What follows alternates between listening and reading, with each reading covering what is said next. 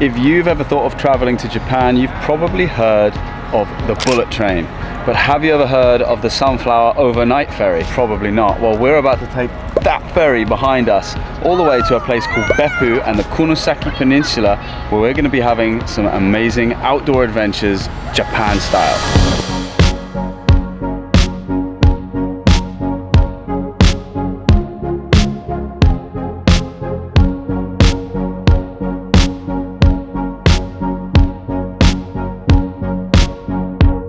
Yes, that's right. We have come to the city of Osaka, not to actually visit Osaka, but because that's where the ferry terminal is. That's going to take us down south to the Kunisaki Peninsula, where we're going to be having some amazing outdoor adventures. We're going to do a 40-kilometer cycling tour with a baby on board. Hopefully.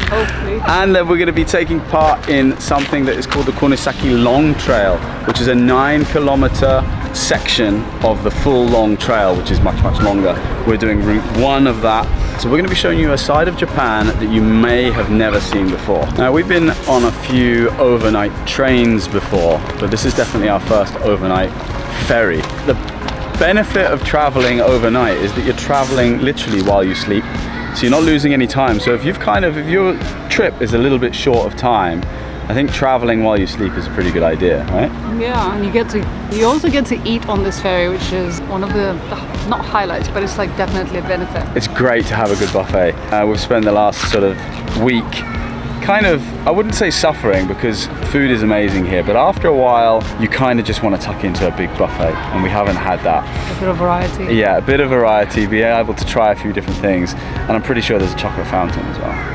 Fingers crossed. So if you want something that's a little bit different in terms of getting from A to B, have a look. I'll link Sunflower Ferries below, because I think you'll find that it is no more expensive than booking a hotel for the night, so it's well worth looking into.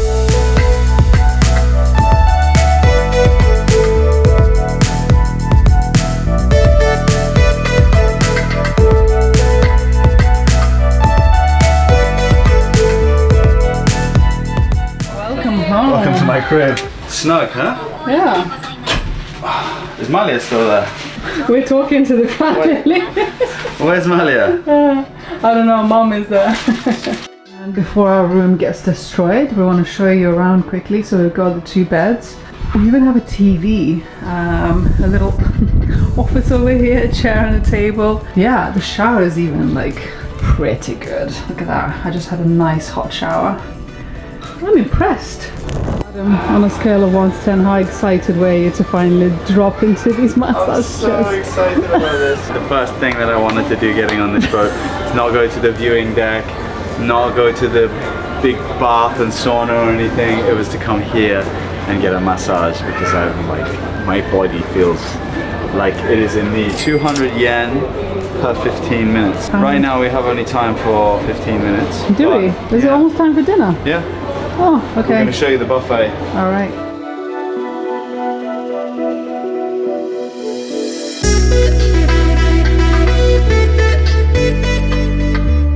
We have come to the upper deck, well, actually the deck below the upper deck. There's the upper deck up there, but this giant engine, like this big exhaust up here, is just epic. It's now 7 o'clock, which means within the next couple of minutes we're gonna leave. We should be departing, and we'll say bye-bye to Osaka and hello to the hundreds of islands that are on the way there, which we won't be able to see because it's dark. Is there a daytime? I think there's a morning one, yeah. There is one. I think so if you want to see the islands and the view along the way, then maybe that's something that you should consider. We took one so that we can sleep at night and travel to arrive there the next day. But it would be nice to do the daytime.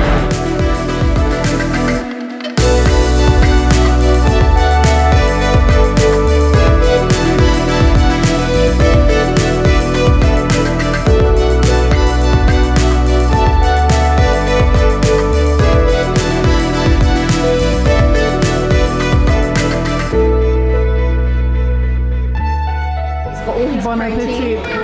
You earned it. Oh, I'm so hungry right now. I think everybody's grateful for tonight's dinner. It was time for dessert like 5 minutes ago. They have a chocolate fountain, serve yourself ice cream, fruit salad. The perfect end today. All looks yummy.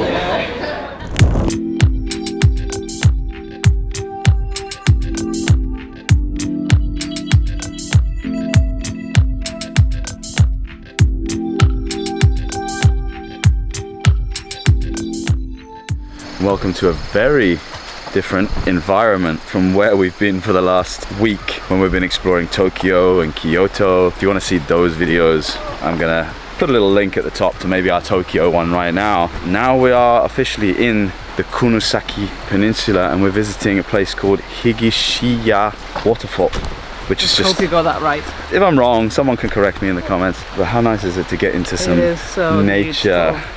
I feel like literally shoulders are relaxed, we're breathing a bit deeper and we're finally amongst nature. And like, wait, listen. This is our kind of vibe. This is how we love peaceful, adventure. just the trickle of water. No birds actually. Maybe they're just not awake yet. Maybe later. We're down here, it's like 8 o'clock in the morning, temperature is amazing. And so far there's no one else, right? Yeah, we're the only people here. It's about a 40-minute drive from the port. So it's really accessible as well. You park up and we walk like 300 meters down some rocky steps. And hopefully there's going to be a nice waterfall at the end.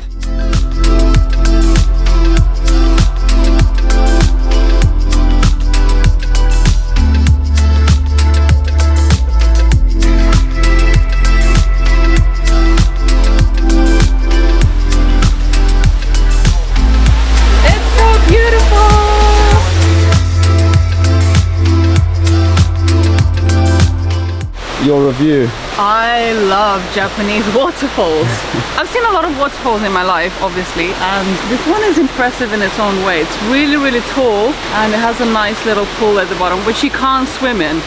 I think most of the waterfalls in Japan, based on Adam's information, you cannot swim in, but it's stunning and there's no one else here and I love that. That's the best part. Nobody else here. And it's not like we had to come crazy time. Like usually Ina and I, if we're going to a waterfall, we try and get there like sunrise time so that we beat the rush. But we're here at like 8:30, 9 o'clock in the morning. Nobody else here, which is perfect. I highly recommend it, but don't too many of you come because the next time I come back, I still want it to be nice and quiet. And you know, this is actually a bit of a dilemma that we have sometimes, sort of morally, I guess you would say, a moral dilemma, is that often we go to these beautiful places and we love documenting what we do, right? But technically, when we do that, we're promoting that place, which then means that it's going to get more busy probably when people watch the video and they decide they're going to go there, and that place becomes less special, I guess. So sometimes we have a bit of a dilemma with stuff like this. Should we be putting it on YouTube? Should we be telling people about this spot? But at the same time, it's on Google Maps, so you can find it yourself anyway. We often have this conversation with people and it's like, well, are we doing a good thing by putting it on YouTube? I think so. I think people should be able to come here and should know that it's worth a visit. It's an easily accessible waterfall for people that don't want to do a big trek to one, but it is slippery.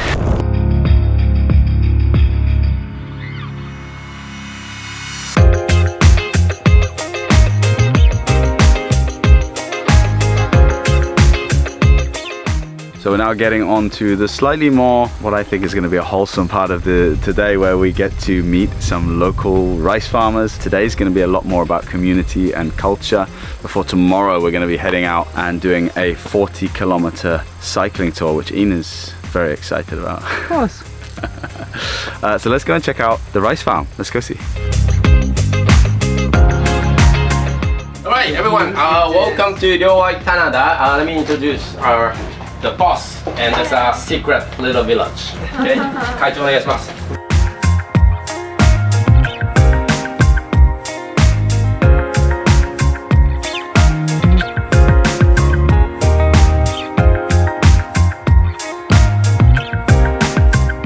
Okay guys, we are at Ryoai rice fields, and basically this whole area was created as a way to kind of preserve the cultural relevance of rice farming here in Japan, because apparently this whole area was kind of getting derelict and like no one was really doing it anymore. So the local university stepped in to work alongside a local farmer here to basically revitalize the land, turn it into these beautiful rice terraces that you see behind, and to kind of help to promote maintaining the cultural relevance of rice and the cultural importance, and not to just like knock things down and build, to actually restore it back to how it should look and live a traditional way of life. And basically this rice doesn't get sold or anything like that. It's just to provide for this village that's around us. You've got 5 houses on that side of the river, 5 houses on this side of the river. And the 2 separate villages. And the 2 separate villages that apparently, I heard them saying earlier, the 2 villages used to fight against each other. Oh, did they? Yeah, and then one day they decided to build this bridge that we've been standing on down here to unify the 2 bridges, the 2 villages together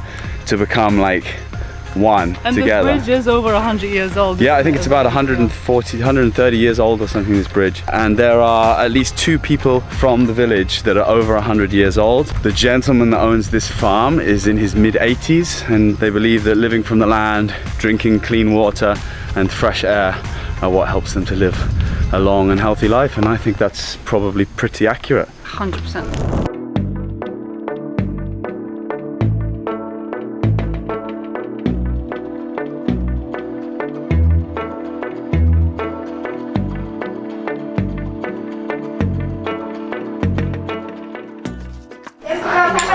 Lunchtime. How exciting does the food look? We have so much food. What's happening next? We're making something. What are they? Potato... Sweet potatoes?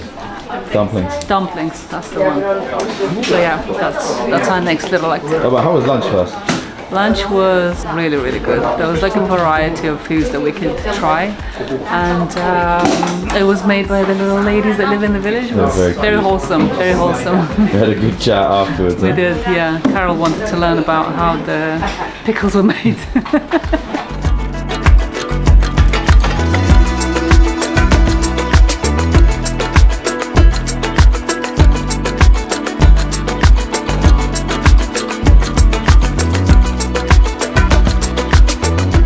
Everyone's being watched very carefully. Yeah, so it's the mixture of water with flour, and it's just flour and water at this point. So I'm now watching. I cut the potato. That's all I careful did. observation of our sensei. Yeah. I hope we do a good job.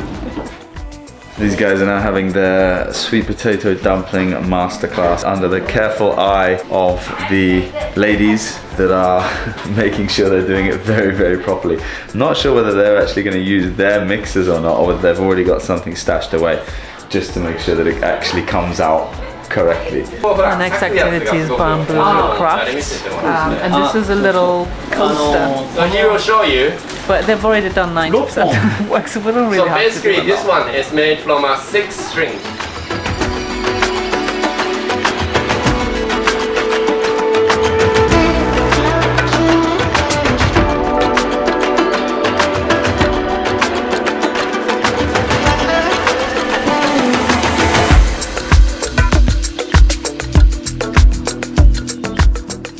Good morning from the castle town of Kitsuki, or Kitsuki. It's spelled Kitsuki, but it's Kitsuki. Today, we are going to be heading out into the countryside on these bikes over here. We've got a 40-kilometer cycle today through this beautiful part of the Kunisaki Peninsula, and I'm very excited. Guys are over here doing their warm-ups, getting ready for it, taking it very seriously. Cool thing is that we're actually going to be doing it on power-assisted e-bikes. So what that means is pretty much anyone can come here and do this, because the motor that is on these bikes takes more than 50% of the load for you if you put it on the correct setting. You start going up a super steep hill that you would not be able to get up on a normal bike, and suddenly you breeze it. And these are the things that are going to be helping us get up the hill. This battery powers this right here, which hopefully means everybody is going to be able to do everything that we're doing today. First stop on our tour is this original samurai house. It's over 200 years old and it's in like pristine condition. Obviously it's been looked after and it's now used as like a tourist place. Really, really beautiful property. It's interesting to see how the samurai used to live back then.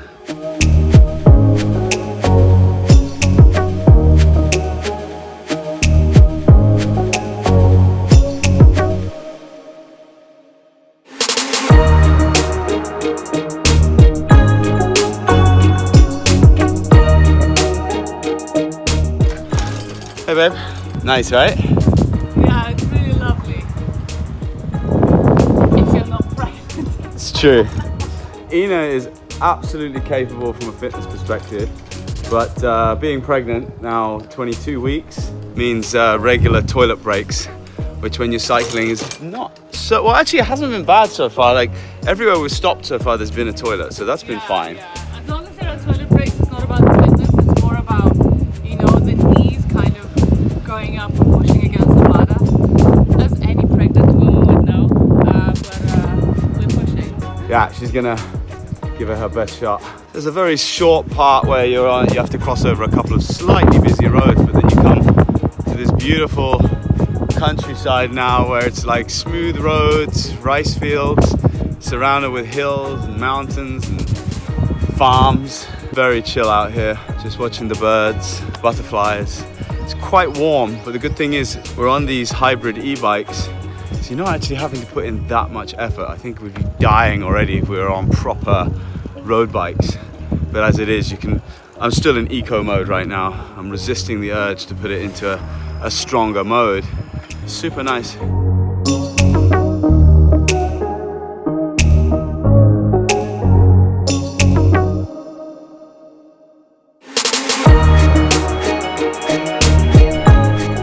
It's a very hot day today, so we have a nice bit of relief now as we get towards the top of this hill. We've been going up for a few kilometers, about 3k up the hill, and now we're in the forest area, which is nice and shaded, so it's a bit of relief from the sun because it's now getting to lunchtime as well. I think it's about 30 degrees today, but the sun doesn't feel crazy hot. In Tokyo, we found it really, on the sunny days, was very humid and quite intense because there was no wind. Whereas out here in the fresh air, the heat is not too bad, but you still need these little moments where you can just cool off a little bit. And right now I'm pedaling uphill, but I'm not even that out of breath because of this bike. It's doing all the work for me. It's fantastic.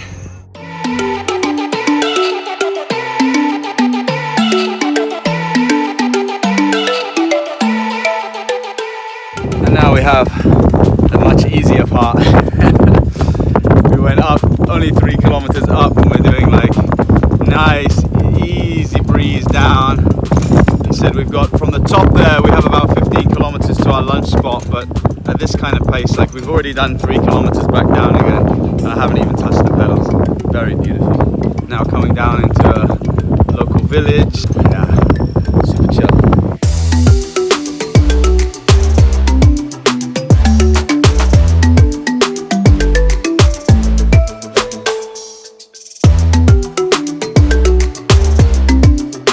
Japan is such a huge, diverse country that I think a lot of people, in fact I know a lot of people get stuck on the idea of Tokyo and Kyoto and Osaka. And we have too, because these guys, this could be their only chance to come to Japan. So of course most people want to visit those spots. But honestly, if you like the outdoors, if you're not a big city person, I would say limit your time in those places where you're just going to be shoulder to shoulder with other tourists in a city looking at shrines that you can't really get a good photo of because of all the other thousands of people around you. Instead, head for the Kunisaki Peninsula or Oita Prefecture, where we are right now, where you'll just have so much outdoor space and greenery and warm, welcoming people, and actually really learn a bit about Japanese culture. And I haven't explored enough of Japan, but so far Ina and I both agree that this region is our favorite region so far of Japan. Yeah, highly recommended.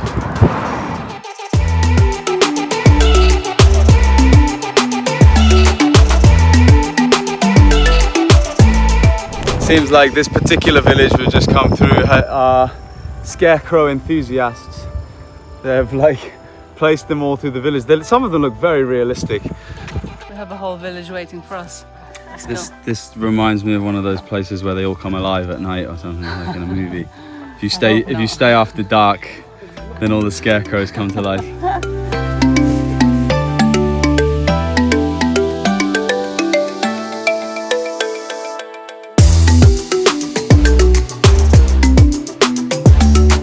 Adam, Yeah. how does it feel to get an iced coffee in the middle of nowhere in Japan? So we were talking about this, like in Thailand, whenever you find a beautiful place, you'll find a selfie spot. Japan, it seems, whenever you find a beautiful place, you'll always find a vending machine, like even at the top of mountains and all kind of thing, which right now is very, very useful because we can get an iced coffee. Yay! So we come to a local community center where we're having a little barbecue here. The local ladies are helping us to kind of set it all up. And we can just grill some veggies, some meat and everything, and socialize and get out of the sun for a little while.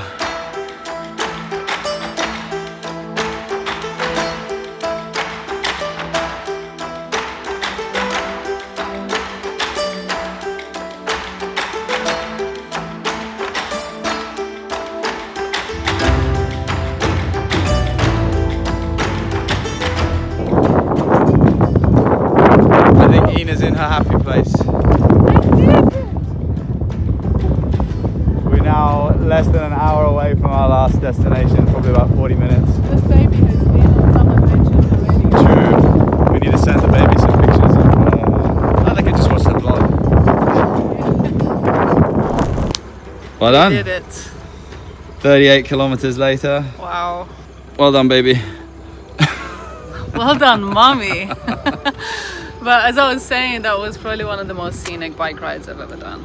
It is stunning. And I think autumn will be quite special with all the leaves going. It's going into autumn now, golden. but like November, yeah, golden month or whatever. So yeah. we need to come back for that. But so far, sure. so good. Smashed it.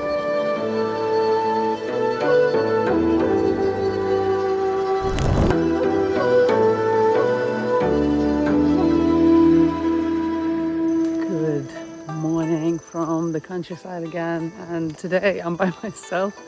Adam is not feeling well, so we left him behind, but we're off for a half-day hike, and so far it's very peaceful. The first part of this hike is around 2 hours.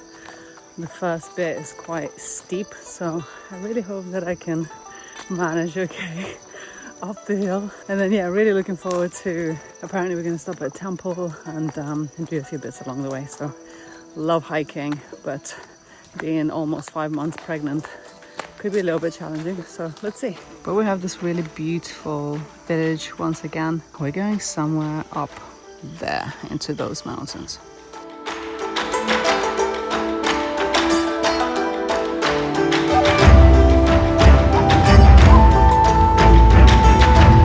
What are they? Chinese. This one has a stronger smell. Oh yeah, I can smell it from here even. Yeah, it goes to unagi. And here, so this is the pepper I produce. When it's dry, we take and let it dry and you make it powder. Grind it. But this one has spikes, so be careful when you.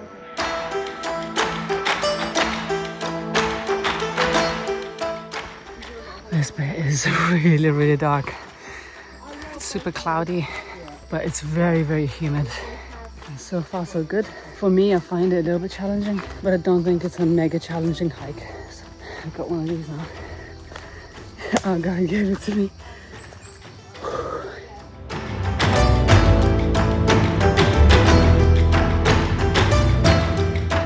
It's getting very steep, so we have to use a rope, and then there's a little ladder at the top to get us to the next trail. This is fun.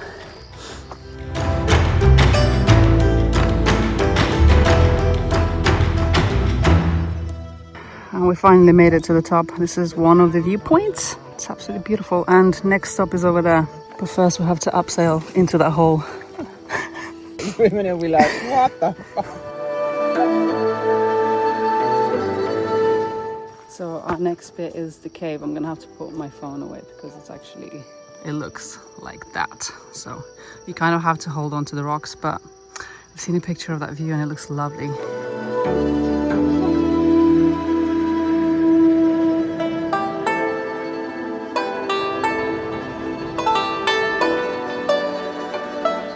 The view is absolutely insane. Isn't it? It is.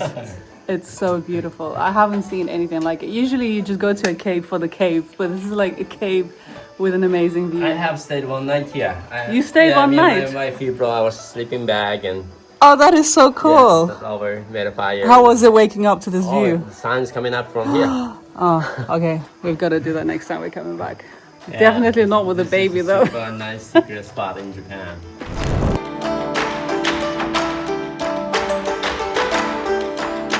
Well, that was fun and sweaty. The cave was absolutely beautiful. But now we've got our bento boxes and we're having lunch at the temple.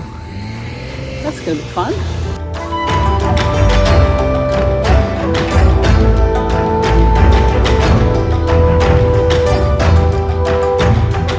It was a beautiful way to have lunch in the temple with the monk. We got to ask him a lot of questions. And now we are doing the second part of the trail, going to the top to another temple where he's going to do the same. Monk is going to do a fire ceremony. We have a torii gate. Beautiful. And this is where the original temple that we've just been to used to be. But unfortunately it burnt down, so they relocated to the bottom now. It's very beautiful. Up we go.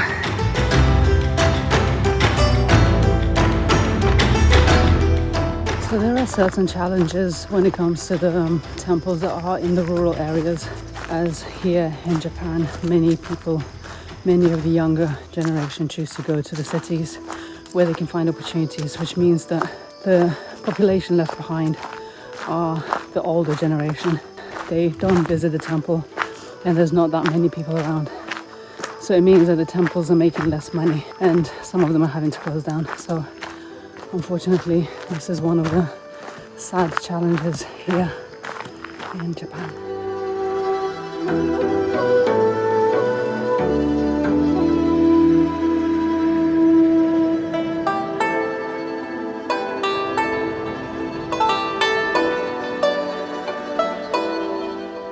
And now we are almost at the top. It's a beautiful view behind us, with the valley and the sea and another island in the distance. Stunning. I think this is my last hike for a while, so let's get to the top.